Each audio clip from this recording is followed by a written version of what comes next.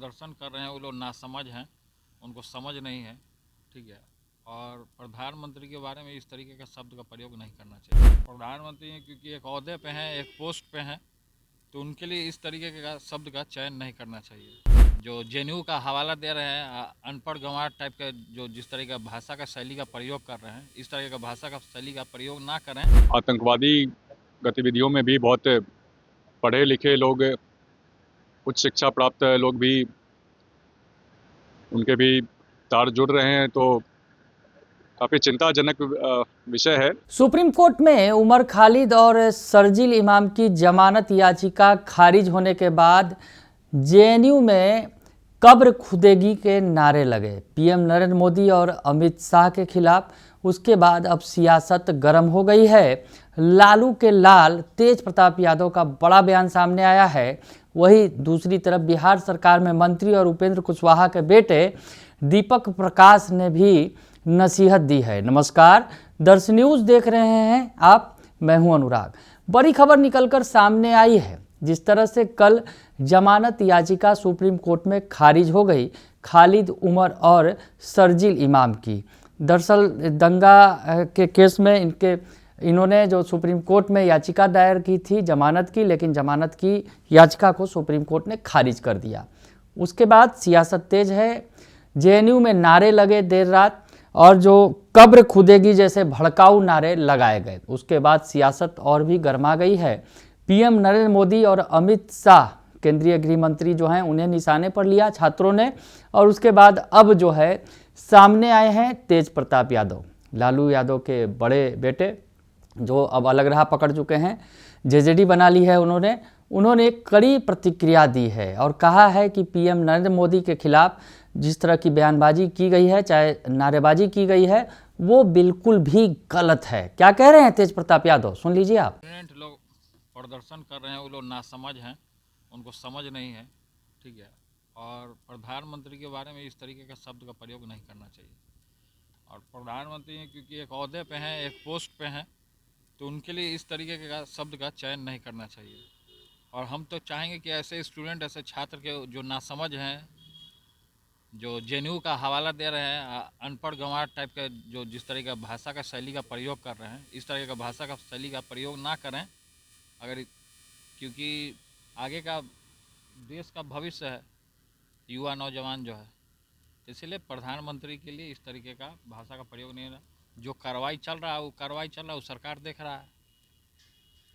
Sir, Nepal में दंगा हो गया है। 2 मुस्लिम युवकों की तरफ से टिकटॉक पे वीडियो बनाया गया। उसके बाद मस्जिद में तोड़फोड़ की गई और कुरान के कॉपी को भी जला दिया गया। देखिए, वो नेपाल का मामला नेपाल का सरकार जानेगा, उसमें हम क्या बोलेंगे। सर, नवनीत राणा बीजेपी के नेता ने बयान दिया था कि हिंदुओं को 3 से 4 बच्चे पैदा करना चाहिए, तो असदुद्दीन ओवैसी ने कहा है कि मेरे 6 हैं, आपको कौन रोक रहा है और बच्चे पैदा करने से। अरे इसमें क्या है आदमी का, इसमें हम कुछ नहीं बोल सकते। बंगाल में सरस्वती प्रतिमा तोड़ी गई है।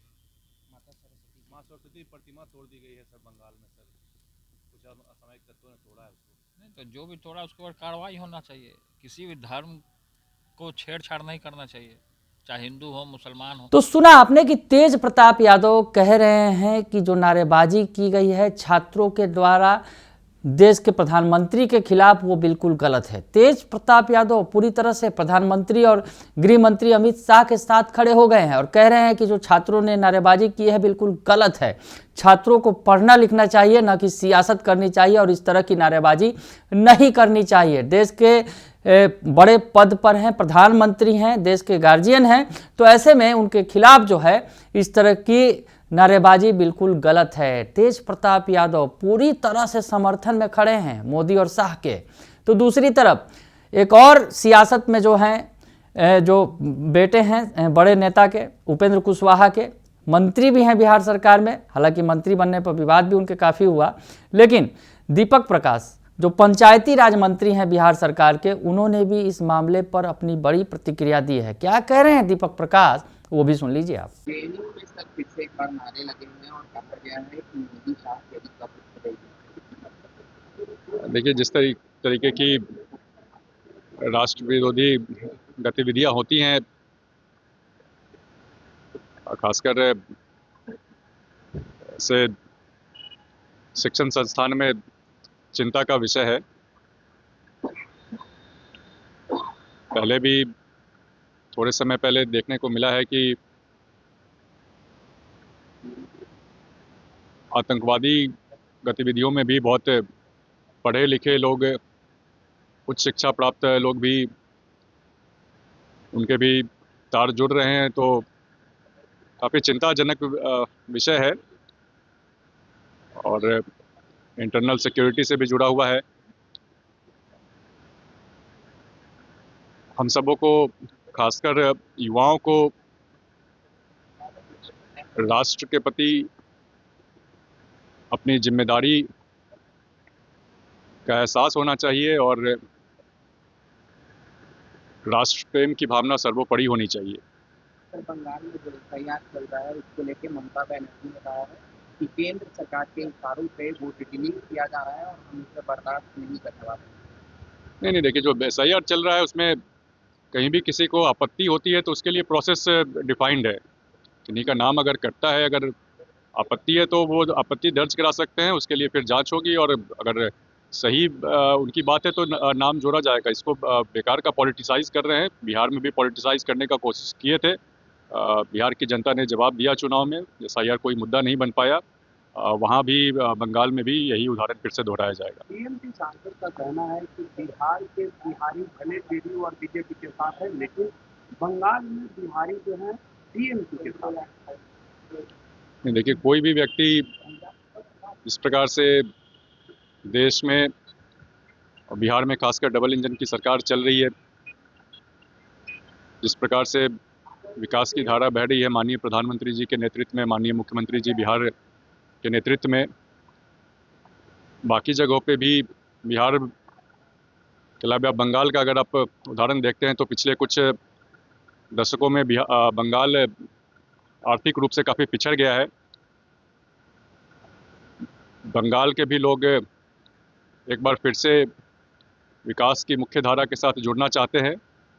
बंगाल का ऐसे भी आज़ादी के समय से इतिहास रहा है। राष्ट्र को सर्वोपरि रखने का बंगाल का एक खास योगदान रहा है। देश की आज़ादी में जो लड़ाई लड़ी गई उसमें मेरा विश्वास है बंगाल के लोग भी आगामी चुनाव में एनडीए को वहाँ पे मौका देंगे। बांग्लादेश में फिर से एक हिंदू की हत्या कर ये दी है। वही रिपीटेड ठीक है। वेनेजुएला के राष्ट्रपति को अमेरिका ने न्यूयॉर्क में कैद कर लिया है और बोला है कि सिर्फ ये यूएस कर सकता है।